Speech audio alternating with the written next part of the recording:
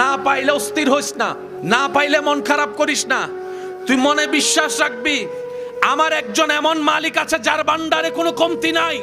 তিনি দিতে কিপটামিও করে না, তিনি জানেন অতীত বর্তমান ভবিষ্যৎ। সুতরাং আমার ভরসা বিশ্বাস আমার রবের উপরে ছেড়ে দিলাম, জীবন্তরী রবের নামে ছেড়ে দিলাম।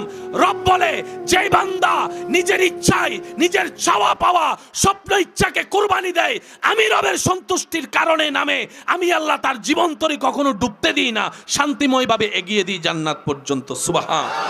বান্দা, সফলতাকে মনে করিও না যে ভালো কোম্পানিতে চাকরি পেয়েছে। রব বলে, বান্দা, ভালো কোম্পানিতে কাউকে চাকরি পেতে দেখলে সফলতার উচ্চ শিখরে পৌঁছায় গিয়েছে, এই কল্পনা করে তুমি ব্যর্থ হিসেবে মন ছোট করিও না। রব বলে, বান্দা, ও আমার বান্দা, কাউকে যদি ছোট্ট একটা দোকান থেকে বড় একটা শপিং মলের মতো মালিক হতে দেখে সফলতার উচ্চ শিখরে তাকে আসীন বানিয়ে তুমি সফল ভাবার চেষ্টা করিও না। ও আমার বান্দা, সফল তো সেই নয় যার কাছে রেঞ্জ রোভার আছে, ল্যান্ড ক্রুইজার আছে। সফল তো সেই নয় যার কাছে ডুপ্লেক্স বাড়ি আছে। সফল তো সেই নয় যে দেশ থেকে বিদেশ গিয়ে অনেক টাকা কামিয়ে দেশের সে ভাঙ্গা গড়টাকে 10তলা বিল্ডিং বানিয়েছে। ও বান্দা, এগুলাকে দেখে তোমরা সফলতা মনে করলো, আসলে সফলতা নেই এখানে। একটু ভেবে দেখো, আব্দুল করিম রেঞ্জ রোভার কিনেছে, তুমি যাকে সফল মনে করছো, এই আব্দুল করিম মারা যাওয়ার সাথে সাথেই রেঞ্জ রোভারটা অন্য কেউ ব্যবহার করবে। আব্দুল করিমের আর থাকবে না, ডুপ্লেক্স বাড়িটা অন্যের হবে, আব্দুল করিমের হবে না। ওই বিদেশের ডলারগুলা অন্য কেউ মালিকানা দাবি করবে, আব্দুল করিমের আর মালিকানায় থাকবে না। এমনকি নিজের খরিদাকৃত জায়গায় যে ঘর বেঁধেছে, আব্দুল করিম মারা গেলে তার লাশটা পর্যন্ত ঘরের ভিতর রাখবে না, উঠানের মধ্যে ফালাই রাখবে, উঠানের মধ্যে ফালাই রাখবে। তা আব্দুল করিমের তো গাড়িও রইল না, বাড়িও রইল না, ডলারও রইল না, জমিনও রইল না। তা আব্দুল করিমের কি আছে? রব বলে, এটাই তো বুঝাতে চাই, যার কাছে ঈমান আছে, নেক আমলের পাহাড় আছে, আদব আছে, ভদ্রতা আছে, ঈমান আছে, মহব্বত আছে, সুন্দর একটা বড় মন আছে, পবিত্র চিন্তা আছে, সেই হচ্ছে দুনিয়া আখিরাতের সফল। সুবহান। কারণ পৃথিবীতে অনেক শিল্পপতি এমন আছে পরীক্ষার খাতায় মাইনাস পায় নাই, কিন্তু টাকার আধিক্যতায় এমন ফ্যাক্টরির মালিক হয়েছে যারা গোল্ডেন এ প্লাস পায়, তারা ওই কোম্পানিতে চাকরি পাওয়ার জন্য সিভি জমা দেয়। গোল্ডেন এ প্লাস পানেওয়ালা সিভি জমা দিচ্ছে কার ফ্যাক্টরিতে? যে ফ্যাক্টরির মালিক এই মাইনাস ভালো করে পায়। এবার বলেন সফলকে? গোল্ডেন এ প্লাস নাই মাইনাস? জোরে বলেন, আরো জোরে। মনে রাখবেন, পৃথিবীতে যত দার্শনিক আছে ওনাদের রেজাল্ট কত? কথা বলেন না রে ভাই। যত আবিষ্কারক আছে, লাইটের আবিষ্কারক, ক্যামেরার আবিষ্কারক, মাইকের আবিষ্কারক, এই আবিষ্কারক, সেই আবিষ্কারক, সেজন্য কখনো কাউকে সার্টিফিকেটার বলে বলিয়ান হয়ে কাউকে মূর্খ ভাবার চেষ্টা করতে নেই। আল্লাহ কাকে দিয়ে কি করাই নেই কেউ বলতে পারে। সেজন্য সফলতার একটা প্রধান চাবি হচ্ছে নিজের সামনে যে জন থাকবে তাকেই উত্তম ভাববেন, সামনের জনকে বেটার মনে করবেন, সামনের জনকে নেককার ভাববেন, নিজেকে গুনাহগার মনে করবেন।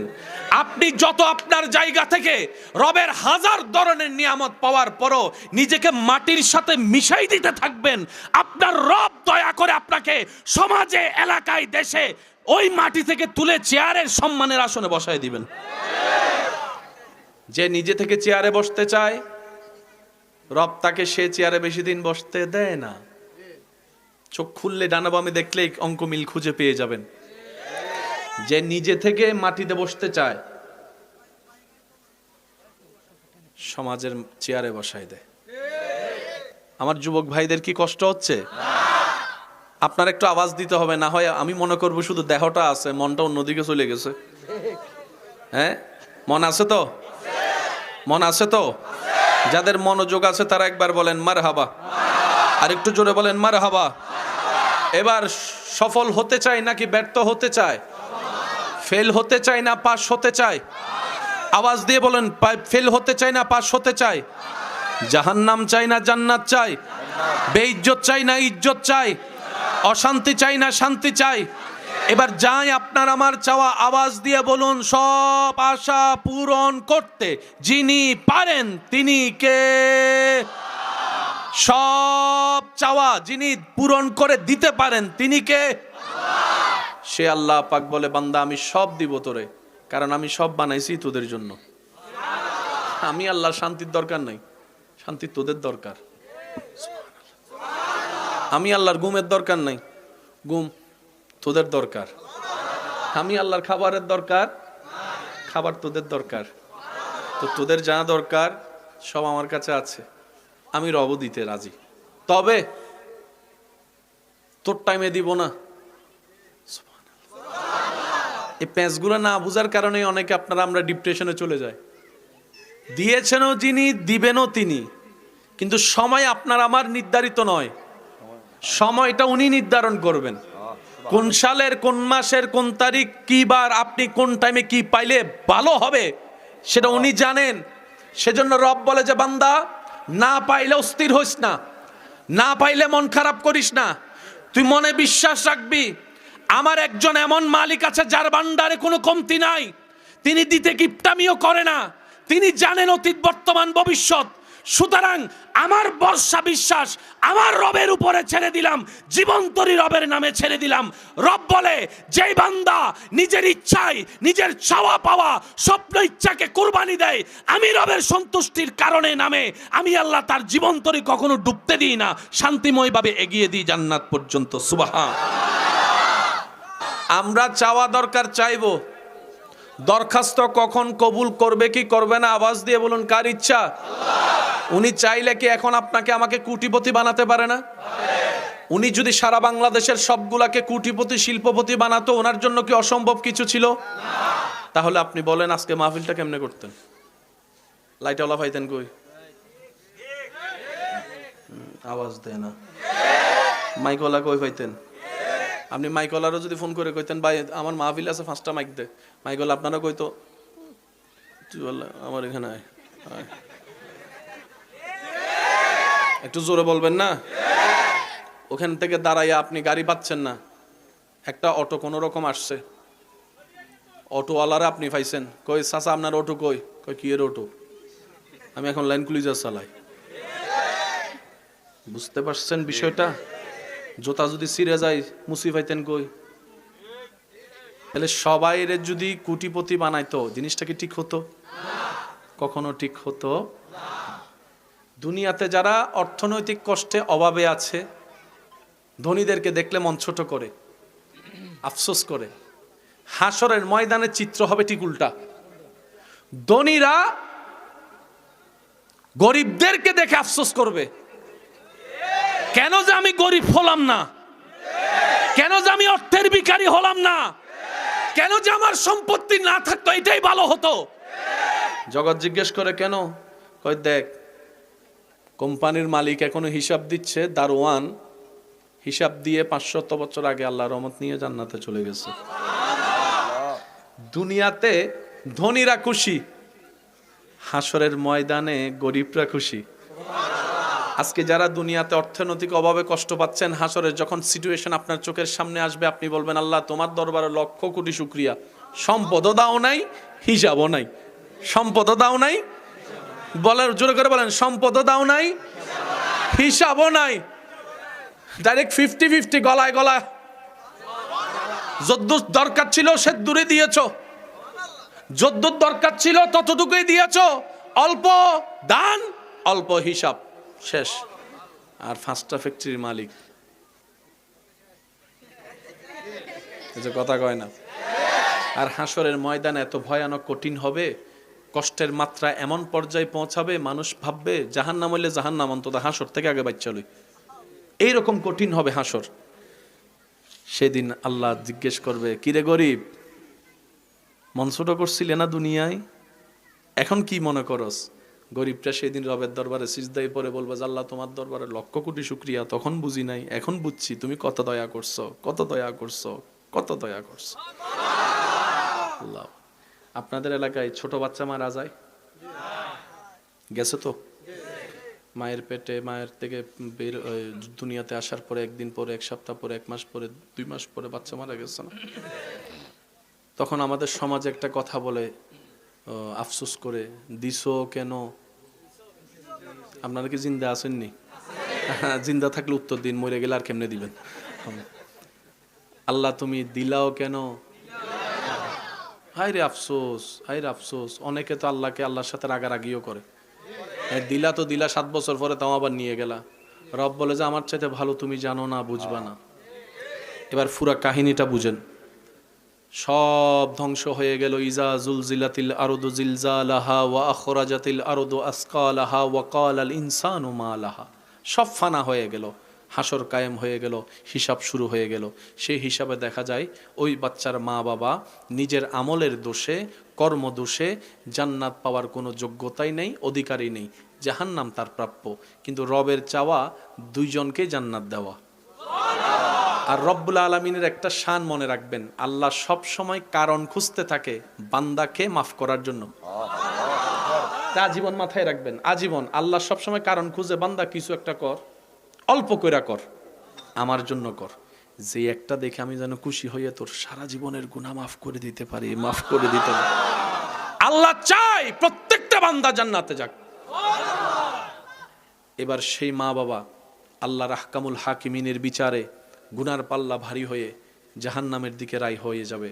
আল্লাহ রায় দিয়ে দিবে, জাহান্নামের মধ্যে ফেরেশতারা টেনে টেনে নিয়ে যাবে।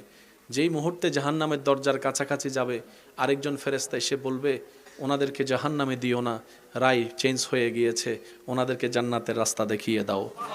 এবার সেই মা বাবা ভাবতে থাকবে, আমরা তো জান্নাত পাওয়া তো দূরের কথা, জান্নাতের ঘ্রাণ পাওয়ারও যোগ্যতা আমাদের নাই, সেটা তো আমরা জানি। জাহান্নাম আমরা পাওয়ার উপযুক্ত, জান্নাত পেলাম তো পেলাম কিভাবে? ফেরেশতা বলে যে আমি এত কিছু জানি না, সুপ্রিম কোর্ট থেকে অর্ডার আসছে তোমাদেরকে জান্নাতে দরজা নিয়ে যেতে। এবার সেই মা বাবা বড় চিন্তিত মন নিয়ে, অবাক হয়ে জান্নাতের দরজায় যখন যাবে, দেখবে ছোট্ট একটা, কিরে কে তুই?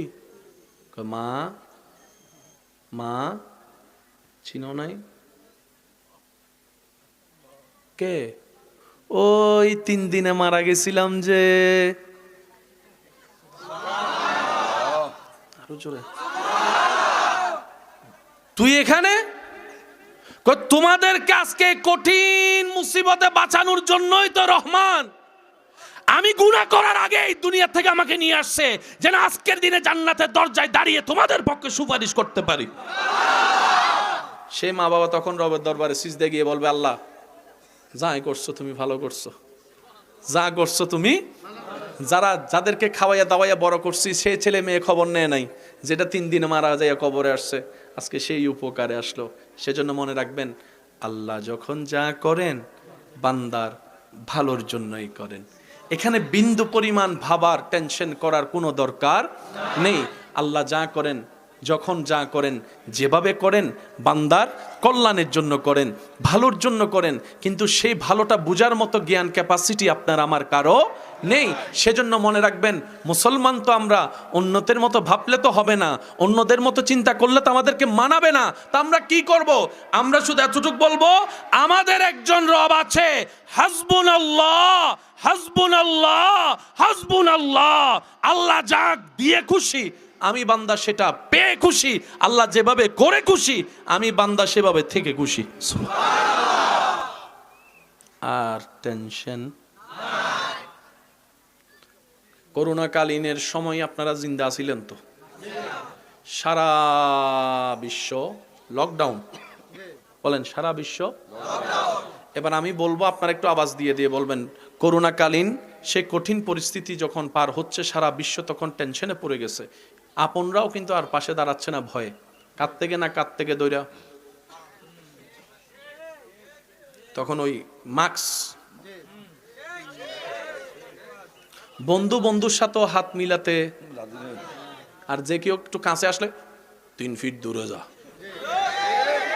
কয় আয় দোস্ত একটু বুগাই, 3 ফিট দূরে যা। আর যদি করাও লাগে তাহলে একটা কাজ কর, ওই স্যানিটারি কর, আগে ভালো করে কর। এবার আমি আপনাদেরকে বলবো, আপনারা একটু আওয়াজ দিয়ে বলবেন, করোনাকালীন সময়ে লকডাউনের কারণে রাস্তাঘাট খোলা ছিল না, বন্ধ? গাড়ি, অফিস, মাদ্রাসা, আওয়াজটার একটু বড় দেন, স্কুল, কলেজ, ভার্সিটি, অফিস, আদালত, আরো জোরে, আরো জোরে, চাকরি, ইনকাম, খাবার, খাবার, খাবার চলছে নাকি বন্ধ? খাবার এখন মনে হয় ডেলি কয় বেলা? এখন করোনাকালীন মনে হয় এক বেলা ছিল।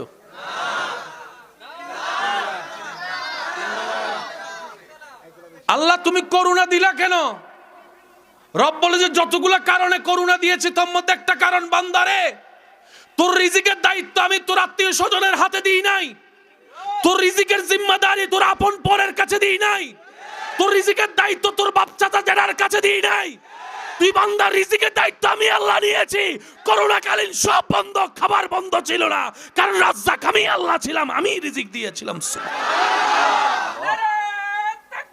আল্লাহু আকবার।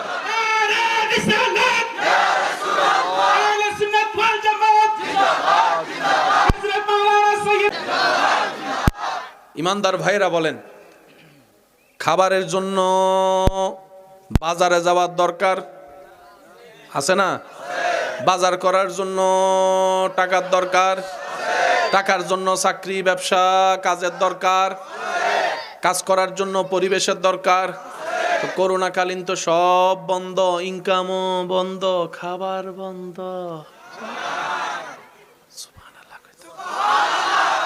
আর একটু আস্তে কইরা, তিন বেলা ভালো করে আল্লাহ খাওয়াইছে নাকি খাওয়াই নাই? শুধু তা না, এখন তো পরিশ্রম করে খাইতে হয়। আল্লাহ তখন কইছে ঘরে বসে বসে খা।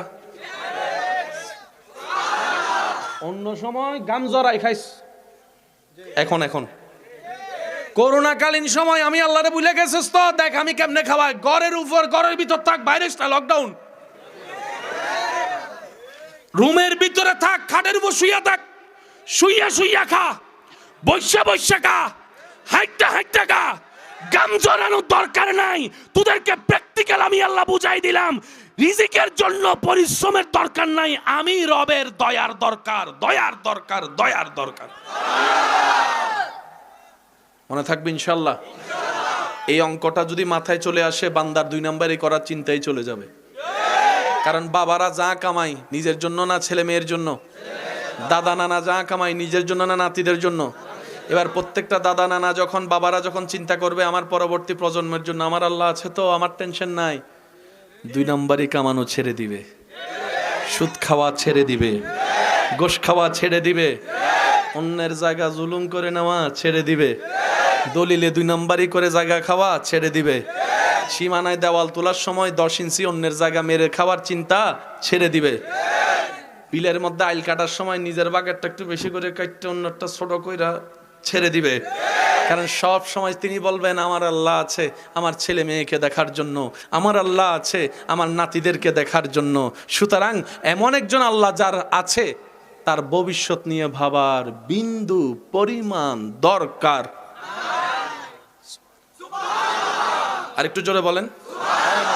আপনাদের এলাকায় আমি চিনি না কাউকে, কিন্তু এতটুকু জানি এই এলাকায় মানুষের ভিতর একটা জিনিসের মামলা সবচাইতে বেশি। কি আর আইলেনি মামলা হয় নাকি জমির মামলা হয়? এর লাগাই তো কইছি চোখে দিকে মন ওদিকে, তো কেউ মেসেজ দিতেছে মনে হয়। কি নিয়ে মামলা বেশি? সবাই কোন? অনেক সময় তো এই জমি সংক্রান্ত মামলা এমন পর্যন্ত পৌঁছেছে, এক মার পেটের ভাই বোন কেউ কারো চেহারা দেখতে রাজি না। এই ভাইরাসটা বাড়তে বাড়তে এমন হয়েছে, তাদের ছেলে মেয়েও একজন আরেকজনের সাথে এখন সম্পর্ক রাখতে রাজি না। কারো বিয়েতে এখন কেউ যায় না। অনেক আছে ফুফিকে না দেখে, বুঝাতে পারছি? টোটাল হিসাবটা করে দেখেন তো, লাভে আছেন নাকি লসে আছেন? আরো জোরে। 1000 লসের একটা লস শুধু আপনাদেরকে বলি। আপনার ছেলের বিয়ে দিবেন, মেয়ের বিয়ে দিবেন, বিয়ের মধ্যে আত্মীয় স্বজন না আসলে কি দেখতে সুন্দর লাগবে? বিয়ে বাড়ির মতো লাগবে? এখানে সব সাজাইছেন, শুধু শ্রোতা কেউ আসে নাই, দেখতে কিরকম লাগে মাহফিল শেষ হওয়ার পর এক নজর দূর থেকে দেখেন, দেখবেন যে মরা বাড়ির মতো ভরে রয়েছে সব। তো যেভাবে আপনি আমি আত্মীয়তার সম্পর্ক ছিন্ন করতেছি, একসময় ছেলে মেয়ের বিয়েতে শুধু মেহমান দেখানোর জন্য বাস করে ভাড়া করে মানুষ আনা লাগবে, এই ছাড়া আর কোনো উপায় বলেন, এই ছাড়া আর কোনো উপায়। অনুরোধ করে বলে যায়, এই জাগার মামলা করে কে কি পাইছেন আমি জানি না, তবে এতটুক জানি জোতার তলা ক্ষয় হয়েছে, আমি শুনি নাই। কালো দাড়ি সাদা হইছে, মাথার চুলগুলো সব যাইয়া যাইয়া টাকলা হইছে, রাতের ঘুম হারাম হইছে। আরো জোরে, আরো জোরে। নিজের জন্য আল্লাহ যে অল্প সময় দিয়েছে তার 3 ভাগের 1 ভাগ সময় নষ্ট হয়েছে, সম্পর্ক ছিন্ন হয়েছে। যে জায়গার জন্য মামলা লড়তেছেন এমন টাকা গেছে, এই টাকা দিয়ে আপনি চাইলে অন্য জায়গায় আরো 2 ডবল জায়গা কিনতে পারতেন, সেই জায়গাটার টাকাও শেষ হয়েছে। এবার টোটাল হিসাবে বলেন লাভ না লস? আরো জোরে। তা আপনারা জানি কি বলছিলেন, আমরা কি লস চাই না লাভ চাই? মনে রাখবেন, আল্লাহ এবং রসুলের পথের মধ্যে যে লাভ আছে পৃথিবীর আর কোথাও সেই লাভ আপনি পাবেন না, মানেন আর না মানেন। এটাই সত্য, এটাই বাস্তব, এটাই চিরন্তর। আওয়াজ দিয়ে বলুন ঠিক কিনা? ইমানদার ভাইয়েরা মনোযোগ, কারণ আমরা চলে যাব একদিন। বাবা মনোযোগ আছে তো আপনাদের? এগুলা কি আমাদের সমাজে দরকার আছে না নাই? আমি বাবাদেরকে একটা কথা বলতে চাই, ভেবে দেখবেন, আপনি যেভাবে মামলা টানছেন একা, আপনি মারা গেলে আপনার 5 ছেলে মিলেও সে একা মামলা টানতে পারবে না, লিখে রাখেন। দাদা যেভাবে একা সংসার চালাইছে, আমার বাপ চাচা সবাই মিলে, আপনার বাপ চাচা সবাই মিলেও পারবে না। বাবা যেটা পারে 10টা ছেলে সেটা মাথায় রাখবে না জীবন। সেজন্য অনেক সময় মানুষে বলে, বাবা যখন কামাইছে তখন বুঝি নাই, এখন যখন সংসারের দায়িত্ব নিজের কাঁধে এখন বুঝতেছি বাপে কেমনে সংসার চালাইছে। এটা আওয়াজ দেন না রে ভাই, ঠিক কিনা? সেজন্য আপনি এমন কিছু রেখে যায়েন না যেটার কারণে আপনার ছেলে মেয়ে পরবর্তীতে আপনারে গালি দিবে। কি তা রেখা গেছো? সম্পত্তিতে কিছু রাখো নাই, মামলায় না রেখে গেছো। তো মামলা যদি দিতে হয় আবদার করে বলবো, সবাইকে না, যে 2 একজন আমাকে ভালোবাসেন তাদেরকে আবদার করে বলছি, মামলা যদি দিতে হয় বান্দা হিসেবে রবের দরবারে মামলা দেন। বিশ্বাস করেন 10 গুণ বেশি পাবেন আপনি। আপনার চাচা জ্যাঠা কাকা মামা কয় ইঞ্চি খাইছে, আপনার রব থেকে আপনি 10 ইঞ্চি পাবেন। আল্লাহ ওয়াদা দিচ্ছেন, মান জাআ বিল হাসানাতে ফালাহু আশরু আমসালিহা। আমার নামে যে 1 ছাড়বে আমি 10 গুণ বেশি দিবই দিবই দিব। মানুষ থেকে নিলে দলিলে ভেজাল আছে। আমি কি বুঝাতে পারছি কথা? জাগার অদবদল হলে দেখবেন যে নতুন কিছু পাওনাদার বাইরে গেছে, ওয়ারিশ বাইরে গেছে। আর যখন আল্লাহ দিবে সেখানে এই ঝামেলাগুলা থাকবে। এবারে নবী রহমাতুল্লিল আলামিন কি বলছেন, হাদিসটা শুনুন। আপনার নবী, আমার নবী, আমাদের নবী, আল্লাহর হাবিব নবী, 2 জাহানের বাদশা নবী, মেরাজের দুলা নবী, নবীদের ইমাম নবী, হাউজে কাউসারের মালিক নবী। আর একটু জোরে বলেন। নবী রাহমাতুল্লিল আলামিন বলে, হে আমার উম্মত শুনো, কখনো যদি পরিস্থিতি এমন হয় ঝগড়া তর্ক অশান্তি বেড়ে যাবে, এমন পরিবেশে তুমি সত্যের উপর থাকার পরেও যদি নিজে হেরে যাও, তুমি হেরে যাও, তারপরে ঝগড়া করিও না। আমি নবী তোমার জন্য ঘোষণা দিলাম, আল্লাহর থেকে আমি জান্নাত নিয়ে তোমাকে দিবই দিবই দিব। তুমি হকের উপর আছো, ছেড়ে দাও, কাউকে বেইজ্জতি করিও না, কাউকে তুমি অপমান করিও না। আমি নবীর খাতিরে তুমি মাফ করে দাও। এতে যদি তোমার ইজ্জত কমে, হাসরে এসে আমার থেকে ইজ্জত নিয়ে নিও। এর উপর আর কোনো কথা আছে? এই হাদিসটা যদি আমরা মানি, বাই বাইয়ের জামিলা, বাপজাডার জামিলা রেখে লাভ কি? এই জমিন, সেই জমিনের কারণে 1 মার পেটের ভাই যদি 1 টেবিলে বসতে না পারে, এই জমিন থাকার চাইতে না থাকাই ভালো। ওই জমিন দিয়ে কি করব? যে জমিনের মালিকানা বাপ থাকতেই সন্তানেরা মনে মনে দোয়া করে, বুড়া মরে গেলেই তো মালিকানা আমার নামে চলে আসবে, এই সম্পত্তি থেকে লাভ কি ভাই? সম্পত্তি সেটা নয় যেটাকে আমরা মনে করি।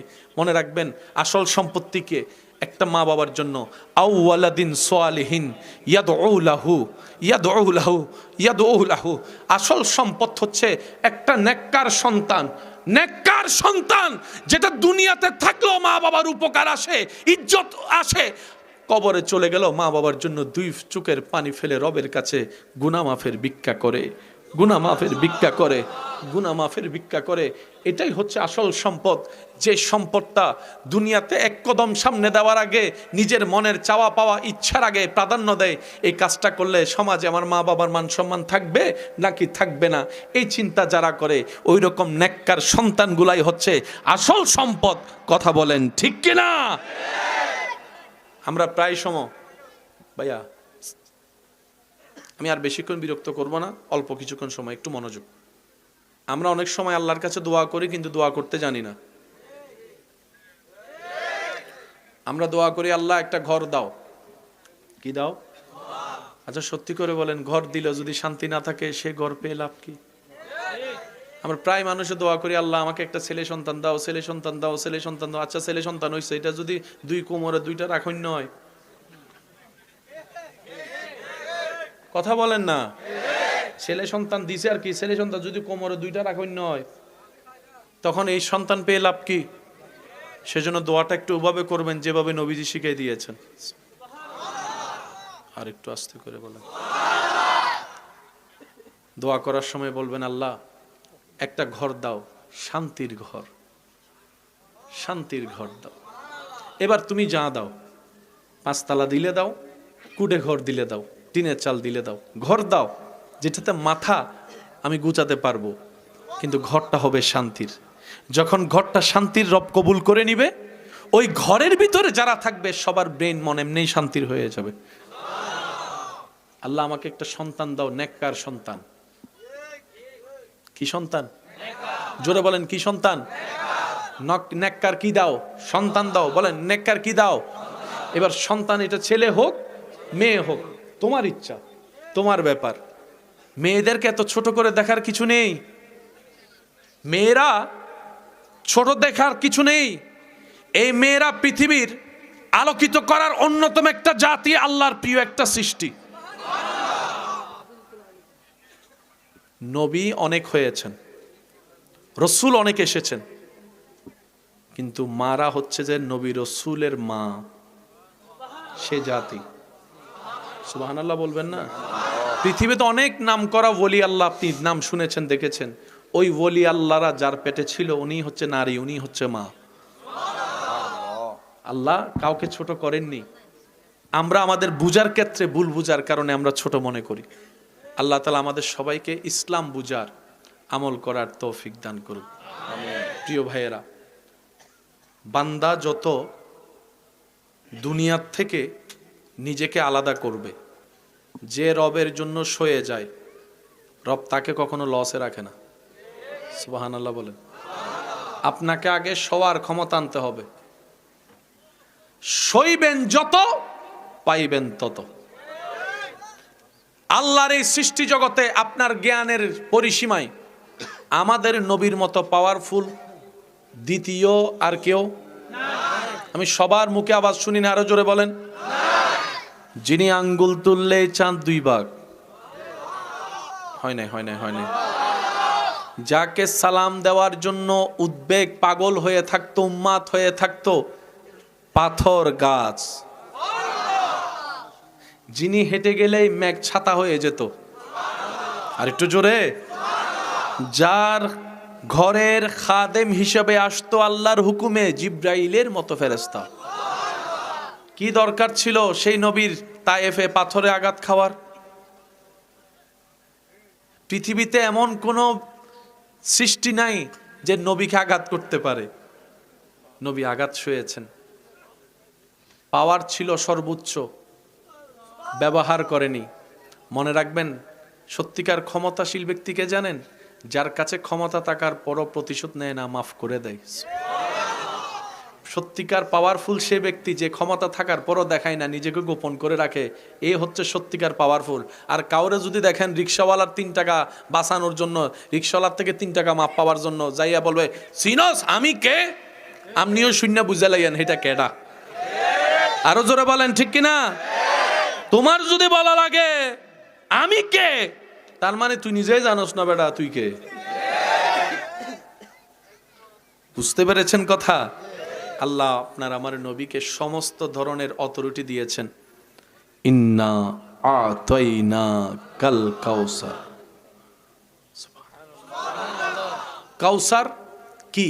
শুধু এতটুকু বলি, কাসির কাসির কাসির কাসির কাসির কাসির, শুধু চলতেই থাকবে, বেশি বেশি বেশি বেশি বেশি বেশি, শেষ হবে না। কাউসার দিয়েছেন আল্লাহ। এবার আওয়াজ দিয়ে বলেন কাদের নবীকে? এত আস্তে আওয়াজ। কাদের নবীকে? সেই নবী এত কিছু পাওয়ার পরও পাথর নিক্ষেপ করছে। জিব্রাইল এসে বলে ইয়া রাসূল আল্লাহ আপনি হুকুম দেন, সব উল্টাই দিব। নবী বলে জিব্রাইল রাগ কইরো না, ওরাও বুঝ, আমাকে তো চিনে নাই, চিনলে এরকম করতো না। জিব্রাইল তুমি রাগ কইরো না, মেজাজ গরম কইরো না, আমি মাফ করে দিছি। আপনি সেই নবীর উম্মত, আপনি আপনি দেন না আপনার ভাইকে একটু মাফ করে দেন না। বাপ চাচার যারা বিষয়টা শেষ করে দেন না, হইছে তো, অতীত গেছে তো গেছে। চাইলে কি আর সেই আগের সাল ফিরে আনা যাবে? পারবো না তো। হয়তো কোন একটা কথা মন মেজাজ খারাপ ছিল বলে ফেলছে আর কি, ধরে রেখে লাভ নেই, ছেড়ে দেন। আপনি এখানে রবের দিকে তাকায় মাফ করুন, রব্বুল আলামিন খুশি হয়ে আপনাকে মাফ করবে। কেন? ক্ষমা করা সেটা আল্লাহর শান, আল্লাহর শান, আল্লাহর শান। আপনার আপনজন যার সাথে আপনি রাগ করে কথা বলছেন না, অপরাধ ভুল কয়টা করছে? 1টা 2টা 3টা 4টা 5টা। আপনি আমি কয়টা গুনাহ করছি আল্লাহর কাছে হিসাব করে দেখেন, হিসাবের খাতায় আটবে না। কিন্তু তারপর আপনি আশা করেন আল্লাহ যেন আমাকে ক্ষমা করে। আপনি বলেন আল্লাহ আমাকে তুমি মাফ করো। রব তো একটা বারও বলে নাই, 1000টা গুনাহ আছে, কয়টা মাফ করব? কিন্তু রব কি বলছেন জানেন? ইন্নাল্লাহা ইয়াগফিরুয যুনুবা জামিয়া। বান্দা মন থেকে তুই নবীর প্রেম আদব নিয়ে একবার তওবা কর। তুই তওবা করবি একবার, আমি আল্লাহ তোর 40 লক্ষ গুনাহ থাকলে সেটাও মাফ করে দিতে রাজি। আল্লাহর ওয়াস্তে মনকে বড় করেন। হ্যাঁ, আপনি যদি মন বড় করেন গুতা আপনি খাবেন, লিখে রাখেন। আপনি যদি মন উদার করেন, ভালোবাসাকে উন্মুক্ত করেন, সবার উপকার চিন্তা করেন, পিঠে আপনার আঘাত পড়বে এটা নিশ্চিত। অন্যকে খাওয়াবেন, আপনার ঘরের খাবার শর্ট পড়ে যাবে, এটাও বাস্তব। সব কিছু জেনে শুনে উপকার করতে থাকেন। থ্যাংক ইউটা বান্দার থেকে আশা করবেন না, থ্যাংক ইউটা রবের রহমতের দরবার থেকে আশা করবেন। কারণ বান্দা দিল আর কদ্দুর দিবে, একটা থ্যাংক ইউ দিবে, না হয় 10 টাকার জায়গায় 20 টাকা দিবে। কিন্তু রব যখন দেওয়া শুরু করবে, কল্পনার বাইরে পাইতে থাকবেন। শুধু আপনি না, আপনিও পাবেন, আপনার সন্তানরা পাবে, আপনার নাতিপতিরাও পাবে। উনি চাইলে বেগাইরে হিসাব, বেগাইরে হিসাব, হিসাব সারাই দিতে থাকবে থাকবে, উনি দিতেই থাকবে, আপনার রক্তরা পাইতেই থাকবে। তো সেজন্য লেনদেন ব্যবসা করলে ওদিকে করেন। এই ব্যবসার মধ্যে ডকুমেন্ট থাকলো ডাইরেক্ট কয় যে মিথ্যা, জাল। কথা বলেন না রে ভাই। আর এই জায়গায় কোনো ডকুমেন্টের দরকার, শুধু নবীর প্রেম আদবটা ধরে রাখবেন। এটা সবচেয়ে ইম্পর্টেন্ট জিনিস, নবীর প্রেম আদব মনে রাখবেন। প্রিয় ভাই, মাইকের আওয়াজ যতটুকু যাচ্ছে আমার মা বোনও যদি শুনে থাকেন মনোযোগ দিয়ে শ্রবণ করবেন। আল্লাহর দরবারে অপরাধী, ভুলকারী, গুনাহগারের ক্ষমা আছে, কিন্তু বেয়াদবের কোনো ক্ষমা নাই। বেয়াদব কাকে বলে, গুনাহগার কাকে বলে, শুধু এতটুকু বুঝাই বলি। নামাজের টাইম হয়েছে, নামাজ পড়েননি, নামাজ না পড়ার কারণে গুনাহগার। এই গুনার আল্লাহ চাইলে মাফ আছে, মাফ আছে। কিন্তু আপনি যদি বলেন নামাজ টামাজের দরকার নাই, তাহলে আপনি হয়ে যাবেন কাফের, কারণ আপনি বেয়াদবি করেছেন। বিষয়টা কি বুঝাতে পারছি? আল্লাহ দিয়েছেন, আপনি বলেন যে না দরকার নাই, আপনি মানলেন না, এটা বেয়াদবি। এটা কি বেয়াদবির কোনো ক্ষমা নাই, আল্লাহর কাছে না, আপনার কাছেও নাই। আপনার নিজের জীবনকে খেয়াল করে দেখেন, বেয়াদবের কোনো ক্ষমা, সেটা নিজের ছেলে হোক আর মেয়ে হোক, বেয়াদবের কোনো ক্ষমা। আল্লাহ তাআলা আমাদের সবাইকে একটু বুঝার তৌফিক দান করুক। যেখানেই থাকুন, যে অবস্থায় থাকুন, সুযোগ বুঝে আপন রহমানের দরবারে হাজিরা দেওয়ার সেই নামাজের সময়টা বের করে নেবেন। যিনি আপনাকে সময় দিয়েছেন ওনাকে সময় দেওয়ার ব্যাপারে কখনো সময় চিন্তা করবেন না। সেজন্য মসজিদে গেলে শুধু মোবাইল বন্ধ করেন না, পারলে ঘড়িটাও বন্ধ করে দিন। ওখানে গিয়ে দেখেন না যে 3 মিনিট লেট হয়ে গেল, 5 মিনিট লেট হয়ে গেল। রবের দরবারে যিনি সময় দিয়েছেন ওনার জন্য যদি সময় দিতে আপনি এইরকম চিন্তা করেন, উনি যদি আপনার জীবন সময়টাই বন্ধ করে দেয়, কোথায় যাবেন, কার কাছে আপিল করবেন? সেজন্য রবের দরবারে উন্মুক্ত সময় দিবেন। যারা অসুস্থ আছেন, আবদার করে বলি, চিকিৎসার ভাবে চলুক, আল্লাহর রহমতেরও তো দরকার। যারা অসুস্থতার ভুগছেন, যত বড়ই অসুখ হোক, যাই হোক না কেন, শারীরিক মানসিক যেরকমই হোক, নামাজটাকে কন্টিনিউ করবেন। নামাজে সিজদার সময়টা একটু বাড়াই দেওয়ার চেষ্টা করবেন, আর কোরআন তেলাওয়াত করার চেষ্টা করবেন, না পারলে শোনার চেষ্টা করবেন। একদম যদি নাই হয়, অন্তত সূরা রহমানটা শোনার চেষ্টা করবেন, সূরা ইয়াসিনটা শোনার চেষ্টা করবেন।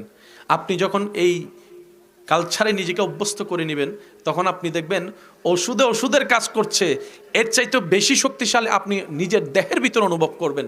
যখন আপনি গবেষণা করে দেখবেন, তখন আপনার হৃদয় উত্তর দিবে, তুমি ওষুধ খাবার খেয়ে শরীরকে শক্তিশালী করছো, ওষুধ খেয়ে তুমি রোগ প্রতিরোধের কোষ বাড়াচ্ছ, কিন্তু নামাজ আর সিজদা দিয়ে কোরআন তেলাওয়াত করে যে শক্তিটা পাচ্ছ, সেটার কারণ কি জানো? কারণ তুমি যতবারই নামাজে দাঁড়িয়েছো, তোমার রূহ খাবার পেয়েছে। সিজদায় দাঁড়িয়েছো, রূহ খাবার পেয়েছে। কোরআন তেলাওয়াত শুনেছো, রূহ খাবার পেয়েছে। কোরআন তেলাওয়াত করেছো, রূহ খাবার পেয়েছে। যতই তুমি রবের ধ্যানে ছিলা, তোমার রূহ খাবার পেয়ে শক্তিশালী হয়েছে। সুবহান। আর একজন মানুষের জীবনে,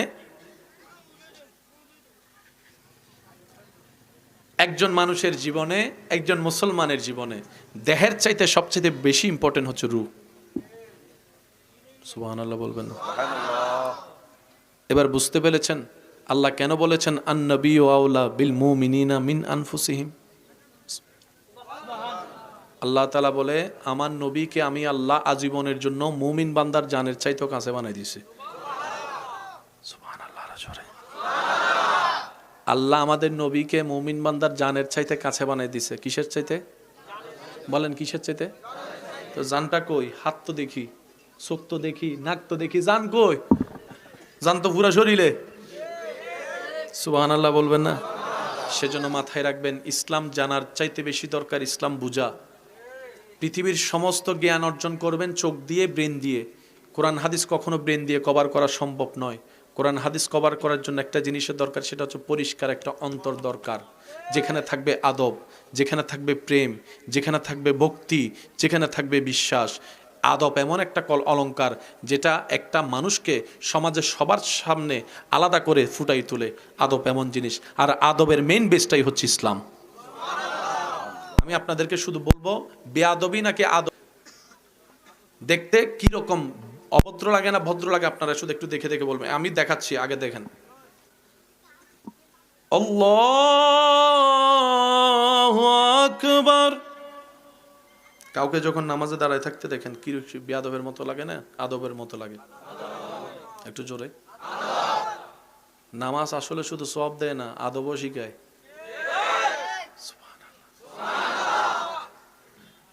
এবার রুকু, সিজদা, প্রত্যেকটা পজিশনে দেখবেন আদব, ভক্তি, প্রেম, নিবেদন, নিজেকে বিসর্জন সব পাবেন।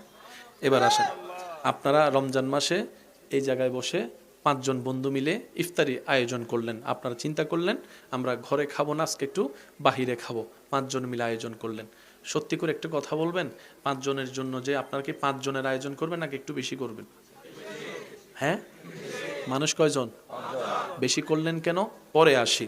নামাজের যখন, আজানের যখন, ইফতারের যখন সময় হয়েছে,